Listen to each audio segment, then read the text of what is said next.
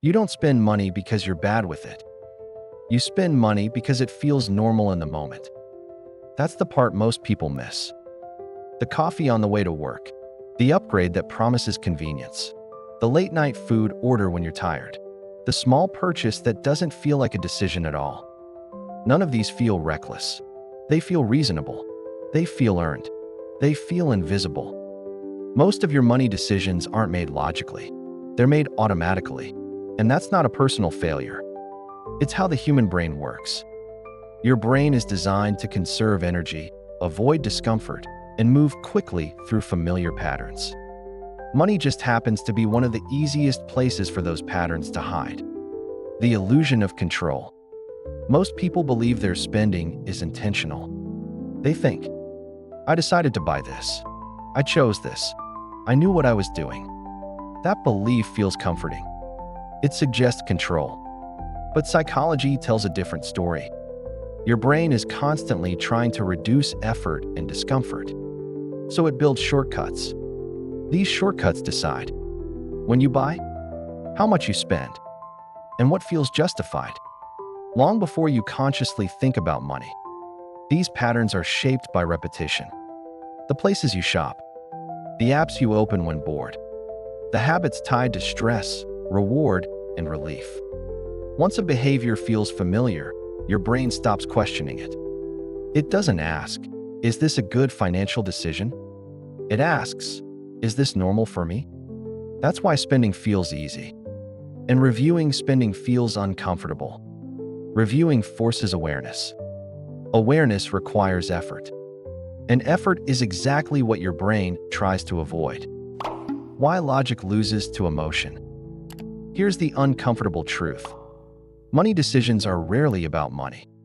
They're about relief, reward, identity, belonging, avoiding discomfort. Logic arrives later, usually to justify what already happened. This is why someone can fully understand budgeting and still overspend. Because in the moment, the brain isn't solving a math problem. It's solving a feeling. Stress wants relief. Fatigue wants convenience. Insecurity wants reassurance. Boredom wants stimulation. Money just happens to be the fastest tool. That's why people say, I deserved it. I'll make it up next month. It's not that much. Those aren't lies. They're emotional explanations that feel true in the moment. And once the emotion passes, the spending is already done. Autopilot is the real enemy. Most spending doesn't feel reckless.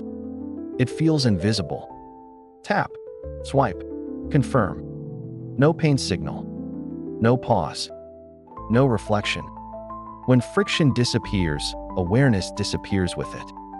And when awareness disappears, habits take control. This is why smart people still overspend. Intelligence doesn't stop autopilot. Knowledge doesn't interrupt habits. Autopilot doesn't respond to logic. It responds to structure.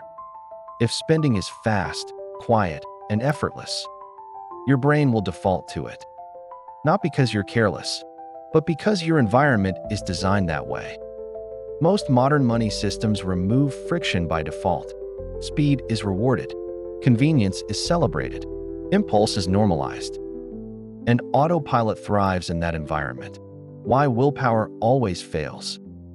Most advice tells you to try harder, be disciplined, track everything. That works temporarily. But willpower is fragile. It gets tired. It gets emotional. It disappears when life gets busy. After a long day, willpower is low. During stress, it's unreliable. When routines break, it vanishes completely. This isn't weakness. It's biology. Willpower is a limited resource, and money decisions are constant.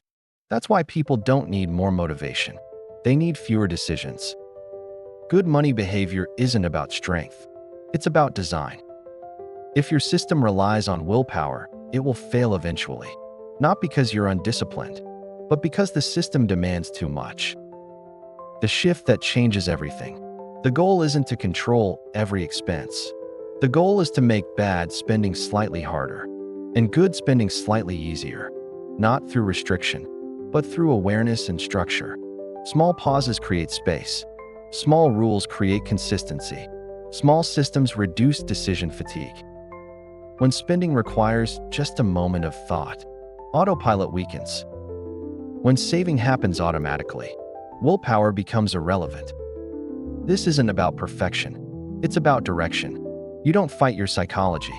You design around it. You stop asking yourself to be stronger and start building systems that don't require strength at all. Your spending isn't random. It's learned, and anything learned can be redesigned. Once you stop blaming yourself and start understanding your patterns, money becomes calmer, clearer, and far more predictable. Not because you became disciplined, but because you became aware. And awareness, quietly applied, changes everything.